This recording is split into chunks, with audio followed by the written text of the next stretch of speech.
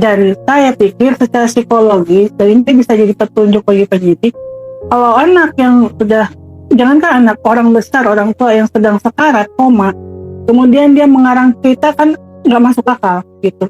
Artinya apa yang dia sampaikan pada saat detik-detik terakhir itu adalah apa yang dia alami dan dia ingat di detik-detik terakhir kehidupannya. Halo guys, balik lagi dalam channel gua. Guys, hari ini gua akan menceritakan kasus yang masih sedang hangat dibicarakan oleh publik. Namun kasus ini mengungkap fakta versi dari ibu kandung korban itu sendiri dan sosok dari ayah korban ini, sehingga kalian bisa melihat dari dua sisi. Bagaimana kisahnya? Yuk kita simak videonya. Belakangan ini, kematian Nizam Syafei, bocah 12 tahun, sedang menjadi bahan pembicaraan publik yang diduga kuat akibat perbuatan ibu tirinya. Namun pada kasus ini, publik bukan hanya menyerang ibu tirinya saja, melainkan ayah kandung korban pun, Anwar Satibi, turut diserang oleh netizen. Dan mulai mempertanyakan kemana selama ini ibu kandung korban, dan apa yang terjadi pada pernikahan ayah serta ibu korban itu. Di sini gua akan secara objektif membuka kasusnya, lebih condong pada kesaksian ibu kandung korban.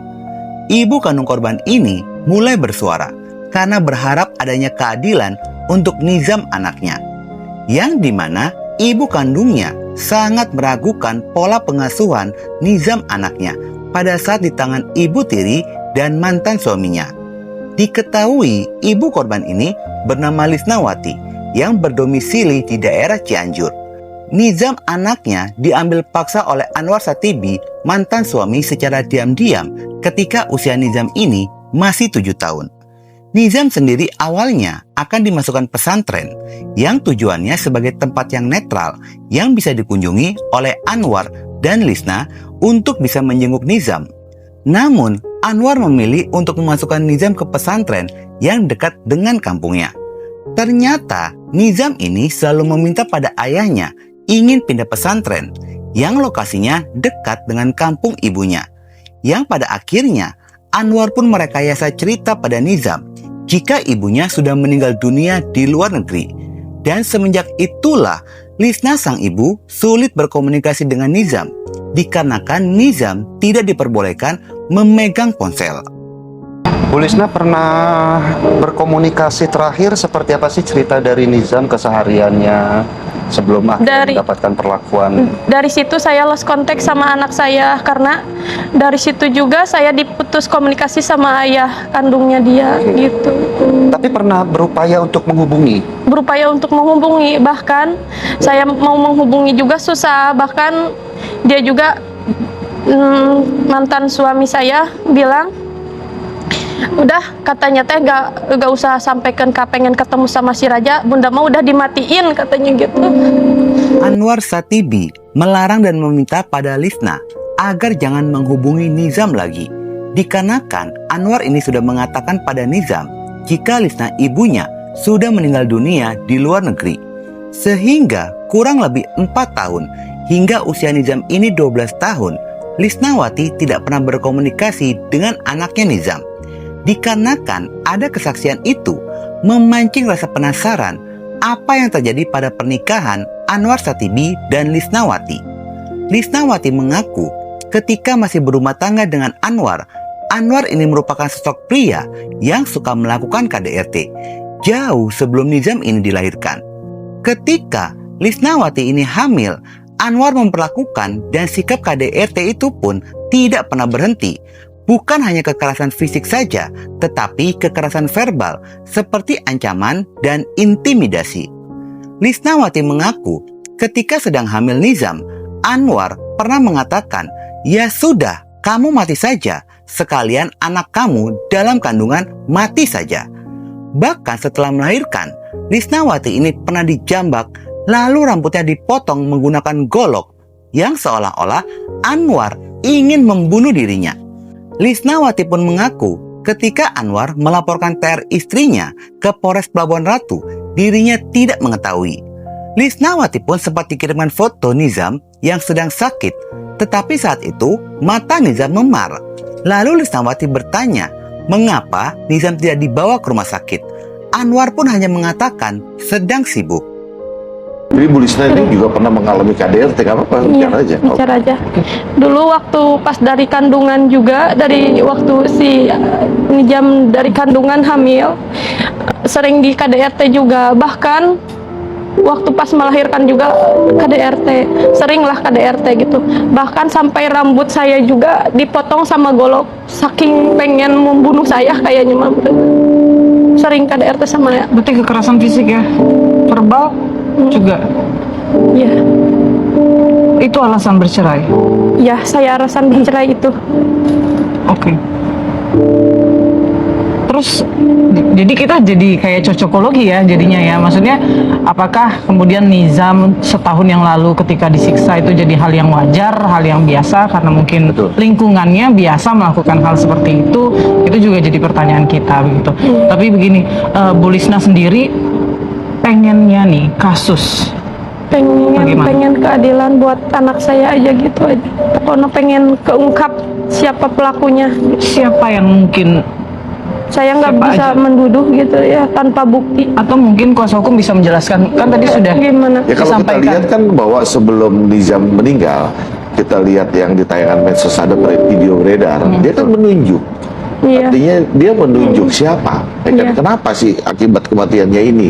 Apakah dikasih ini, ditanya? Karena ada seseorang saya lihat di medsos itu kan ada yang bertanya, itu siapa sih yang lakukan ini siapa? Dia kan nunjuk Iya. ke ibu tirinya itu. Iya. Iya, Iya, ya. betul, Ya kan, betul. bahwa Dan guys, puncaknya Lisnawati baru mengetahui kondisi Nizam ketika Nizam ini berada di ruangan ICU setelah Anwar Satibi menghubunginya dan mengakui jika Nizam masuk rumah sakit akibat sakit paru-paru. Ibu dari Nizam pun membantah keras jika Nizam ini menderita penyakit kanker darah atau autoimun, seperti apa yang dikatakan oleh ibu tirinya.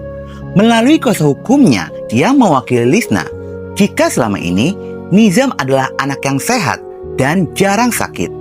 Bahkan kuasa hukumnya pun sangat yakin jika narasi kematian Nizam ini akibat sakit sengaja dihembuskan oleh ibu tirinya untuk menutupi kejahatannya. Kekerasan fisik dan verbal yang dialami oleh Lisnawati ini membuat dirinya mengambil keputusan untuk bercerai dengan Anwar Satibi lalu menikah lagi. Lisnawati pun mengaku 3 hari sebelum anaknya meninggal dunia, dirinya memiliki firasat buruk. Lisnawati mengadu pada suami barunya. Yah, kenapa ya bunda teh nyeri wae dada teh, sing sreset.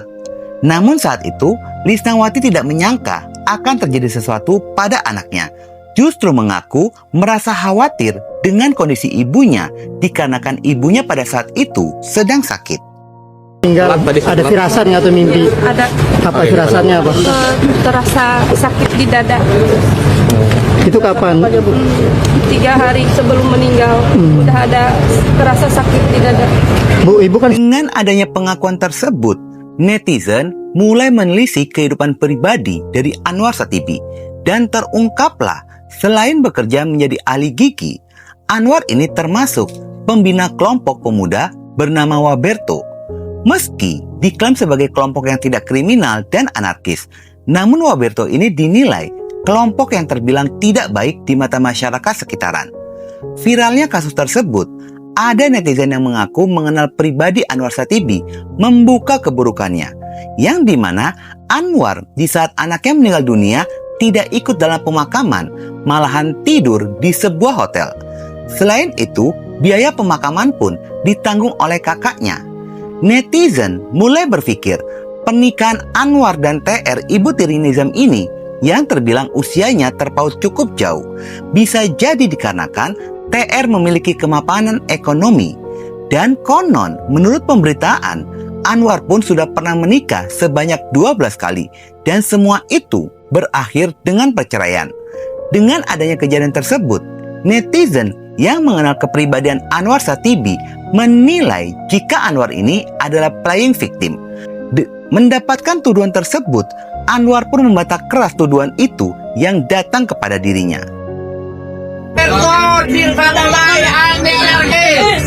Waberto bukan genggo. Waberto bukan genggo toh. Maju. ya setahun yang lalu ya, waktu masih di SD. Sebetulnya sering ngadu ke saya, sering ngadu. Cuman saya positif aja gitu Bang. Positifnya ya mungkin ini didikan istri saya biar anak saya lebih disiplin gitu. Jadi saya nggak mempermasalahkan itu gitu, karena yang membuat saya percaya ke situ istri saya orang berpendidikan gitu. Dia SHI sarjana gitu, terus pegawai kan gitu. Dulu Bang yang mau sama saya itu ada 3 orang cewek muda-muda cantik. Baik. Paling tua Pak yang saya nikahin, karena apa? Saya mau prioritaskan pendidikan anak saya. Selain itu, Anwar pun memberikan klarifikasi terkait tuduhan tentang dirinya telah melakukan penculikan atau pemaksaan mengambil Nizam. Berikut cuplikan dari Ini video. kalau saya nggak melarang. Kalau dia benar sayang sama anaknya, maunya saya, dia datang gitu, datang ke sini langsung melihat. Nggak perlu kalau saya lagi di luar, dia video call ke saya, pengen ini sama Raja, kan nggak etis. Maunya saya kalau memang dia sayang sama anak gitu ya menyempatkan waktu lah sekali-kali datang ke sini, toh nggak jauh-jauh amat gitu. Jadi kalau dia bilang saya menghalang-halangi untuk komunikasi sama anak, tidak ya. Cuman memang dia selalu via telepon ke saya, dan memang kebetulan anak saya di pondok, saya di luar kan gitu, maksudnya di luar itu maksudnya. Anak saya ada di pondok, saya di mana kan gitu. Dia ada telepon mau ngobrol sama Raja. Ya namanya juga kita udah mantan ya. Jadi saya punya pikiran lebih baik kamu nggak ketemu sama anak saya gitu. Biar sakit juga kamu hatinya gitu kan. Ya namanya juga ya udah jadi mantan kan. Jadi memang Nizam ini diantarkan sama pihak istri saya ke saya. Jadi Nizam ini datangnya ke saya tidak saya jemput, tapi diantarkan langsung sama keluarga dari istri saya, dari ibunya. Ini kan berita yang bergulir sekarang, Nizam ini saya ambil secara diam-diam, itu kebohongan besar. Yang jelas Nizam ini diantarkan ke saya waktu di Cilacap sama keluarga dia, termasuk dia yang mengantarkan. Dia kenapa ngomong di publik bahwa Nizam ini saya ambil secara diam-diam? Padahal Nizam ini diantarkan sama dia ke saya sama keluarganya. Karena dia mau nikah lagi. Dia nikah lagi, terus gak lama dia punya anak lagi. Padahal jujur ya, pada saat itu saya, kalau dia nggak nikah lagi, saya kepikiran mau balikan lagi sama dia untuk kebaikan Nizam.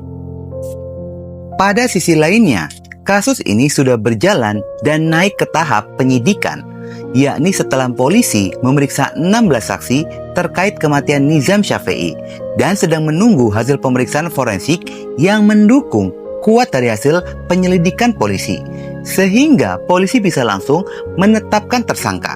Dan kasus ini pun sudah mendapatkan perhatian dari anggota DPR RI, bahkan sudah ada pasal yang diminta untuk diterapkan dalam kasus tersebut untuk menjerat pelakunya. Sementara itu, ibu kandung korban ini sudah membuat laporan pada KPAI, Komisi Pelindungan Anak, agar mengawal kasus tersebut, sehingga pelaku ini mendapatkan jerat pasal maksimal, yakni hukuman 20 tahun hingga seumur hidup. Selain itu, beredar klarifikasi dari ibu tiri korban yang menyatakan jika tuduhan itu tidaklah benar. Guys, mari kita kawal kasus ini. Sebaiknya apa yang menjadi masa lalu dari orang tua kandung Nizam ini jangan menjadi prioritas, agar kasus ini terang benderang dan terfokus siapakah pelaku yang sebenarnya yang telah melakukan kekerasan kepada Nizam hingga kehilangan nyawa. Oke guys, sekian dulu video gua hari ini, dan jangan lupa ikuti terus video gua. Oke? Saya mohon dan minta bantuannya. Saya tidak melakukan seperti yang dituduhkan oleh mereka. Saya tidak pernah melakukan hal seperti itu. Justru saya yang mengurusnya. Kita maraton selama 24 jam melakukan penyelidikan, dan perkara sudah kita naikkan pada tingkat penyidikan karena kita sudah menemukan beberapa alat bukti yang tentunya bisa kita yakini ini ada peristiwa pidana, yaitu pidana dugaan kekerasan baik fisik ataupun psikis terhadap korban anak, yakni saudara NS.